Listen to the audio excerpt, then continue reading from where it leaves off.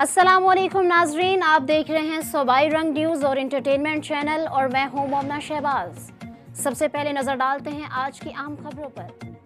खबर शामिल करते हैं भक्कर से। हमारे ब्यूरो चीफ सैयद मुशर्रफ अली शाह की रिपोर्ट के मुताबिक deputy commissioner doctor Noor Muhammad Awan के ज़ेर सदारत daily price control magistrates review meeting मुनक्किद हुई, जिसके दौरान उन्होंने प्राइस कंट्रोल मजिस्ट्रेट्स की रोज़ाना बुनियाद पर कारकर्दगी का जायज़ा लेते हुए कहा कि अवामुन्नास को रमज़ानुल मुबारक में हर मुमकिन मार्केट रिलीफ की फराहमी यकीनी बनाने में कोई कसर उठा न रखी जाए।